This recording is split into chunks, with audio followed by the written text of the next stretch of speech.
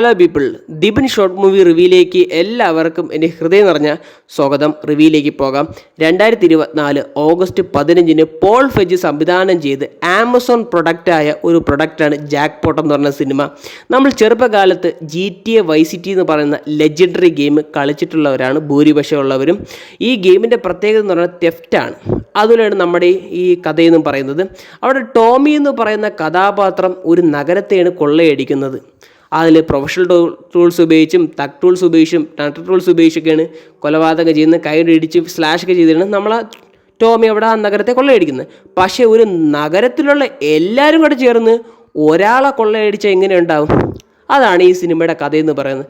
അതിന് നമുക്ക് GTL എന്നിടാം, grand theft lottery എന്നിടാം. അതെൻ്റെ ഒരു ക്രിയേഷനാണ്. കാരണം നമ്മുടെ ഇന്ത്യൻ മഹാരാജ്യത്തിലാണെങ്കിൽ ഒരാൾക്ക് ഒരു ലോട്ടറി അടിച്ചു കഴിഞ്ഞാൽ അദ്ദേഹത്തിൻ്റെ ബോധം പോയെന്നാണ് അർത്ഥം. ഒരു ദിവസം കൊണ്ട് അദ്ദേഹം ഒരു കോടീശ്വരനാവുന്നു എന്നാണ് അതിൻ്റെ അർത്ഥം. പക്ഷേ ഇവിടെ നമ്മുടെ ഈ കഥയെന്ന് പറയുന്നത് ഒരാൾക്ക് ഒരു ലോട്ടറി അടിച്ചു കഴിഞ്ഞാൽ അയാളെ പണി തീർന്ന കഥയാണ് ഈ സിനിമയുടെ പ്രധാനമായി ചർച്ച ചെയ്യുന്നത്.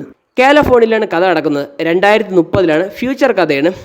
ഈ ലോട്ടറി ആർക്കെങ്കിലും അടിച്ചു കഴിഞ്ഞാൽ ആ നഗരത്തിലുള്ളവർക്ക് ഒരു ഹെലിപാഡ് വഴി ഇൻഫർമേഷൻ കിട്ടും, ഇന്ന ആൾക്കാണ് ലോട്ടറി അടിച്ചത്. പക്ഷേ ഈ കുറേ നിബന്ധനകളുണ്ട് ഈ ഇതിൽ ലോട്ടറിയിൽ. സന്ധ്യാസമയത്തിന് മുമ്പേ കൊന്നിരിക്കണം ആളെ. കൊന്ന ആൾക്ക് ഈ ജാക്ക് പോട്ട് കിട്ടും. അത് മാത്രമല്ല, പിന്നെ ഇതിൽ തോക്ക് ഉപയോഗിക്കാൻ പാടില്ല. അരിവാൾ ചുറ്റികളെ അടിച്ചെല്ലാം വെച്ച് കൊല്ലാം. പിന്നെ കൈ ഒടിച്ച് വേണം കൊല്ലാം, എങ്ങനെ വേണോ കൊലപ്പെടുത്താം. അങ്ങനത്തെ ഒരു ഇതൊക്കെയാണ് സംഭവം. നൈസായിട്ട് വന്നിട്ടുണ്ട്. പക്ഷേ വേറൊരു ഇൻട്രസ്റ്റ് വരായിട്ടുള്ള കാര്യം എന്ന് വെച്ചാൽ എവരിൽ നിന്നൊക്കെ എങ്ങനെ രക്ഷപ്പെടും?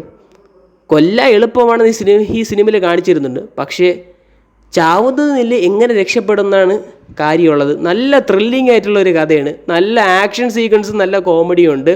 നമ്മളെ ഷാൻഷിയിലെ നായികയായിട്ട് വന്നിട്ടുള്ള ഹോക്കോഫിനെയാണ് ആക്ട്രസ്സായിട്ട് വന്നിരിക്കുന്നത്.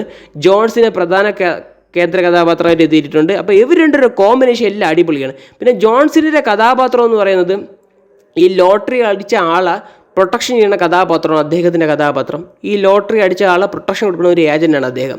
അപ്പോൾ അവരെ കയ്യിൽ നിന്ന് എങ്ങനെ ഈ ലോട്ടറി ആളെ പ്രൊട്ടക്ഷൻ ചെയ്യുന്ന കഥയാണ് മെയിനായിട്ട് പറഞ്ഞു പോകുന്നത്. കിട്ടിലായിട്ട് വന്നിട്ടുണ്ട്. പിന്നെ ഇതിലെ വില്ലൻ എന്ന് പറയുന്നത് നമ്മളെ ഷാൻഷിയിൽ എന്ന മാർവൽ സ്റ്റുഡിയോസിലെ ആ നായകനാണ് ഇതിൽ വില്ലനായിട്ട് വന്നിരിക്കുന്നത്. കിടിലൻ കോമ്പിനേഷനുണ്ട്. പോൾ ഫെജ് എന്നുള്ള സംവിധായകനെ സമ്മതിച്ചു കൊടുത്തേ പറ്റൂ. കാരണം ഈ ട്രയോളജി പോലെയാണ് അവർ ഈ ക്യാരക്ടറിനെ കൈകാര്യം ചെയ്തിരിക്കുന്നത്. നല്ല വൃത്തിയെ കണ്ടിരിക്കാൻ പറ്റിയ ഒരു ഫൺ എൻ്റർടൈൻമെൻറ്റ് എന്ന് തന്നെ പറഞ്ഞിരിക്കുന്നു. അത്യാവശ്യം ആക്ഷൻസ് ഉണ്ട്. ജോൺസിനെ ഫാൻസുകാർക്ക് കിടിലായിട്ട് കാണാൻ പറ്റുന്ന ഒരു സിനിമ എന്ന പ്രത്യേകത ഈ സിനിമയ്ക്കുണ്ട്. പിന്നെ ഇവരുള്ള കോമ്പിനേഷൻ, ആക്ഷൻ സീക്വൻസ്, കോമഡി ഇഷ്ടം പോലെ ഒരു ഓൾറൗണ്ട് മൂവി എന്ന് തന്നെ പറയേണ്ടിയിരിക്കുന്നു. അത്യാവശ്യം ത്രില്ലിംഗും ഉണ്ട് സിനിമ. പിന്നെ ഏറ്റവും വലിയ ഹൈലൈറ്റ് എന്ന് പറയുന്നത് വലിച്ചു നീട്ടലില്ല ഈ സിനിമയ്ക്ക്.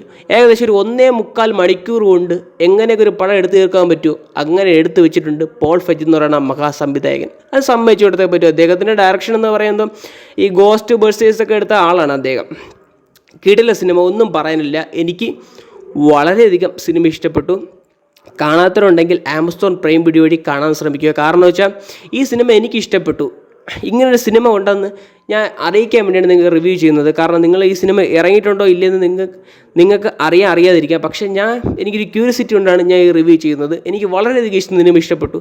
നിങ്ങൾക്ക് ഇഷ്ടപ്പെട്ട് കഴിഞ്ഞാൽ നിങ്ങളുടെ അഭിപ്രായം കമന്റ് ബോക്സ് രേഖപ്പെടുത്തുക. ഇഷ്ടപ്പെട്ടില്ലെങ്കിൽ നിങ്ങളുടെ അഭിപ്രായം കമന്റ് ബോക്സ് രേഖപ്പെടുത്തുക.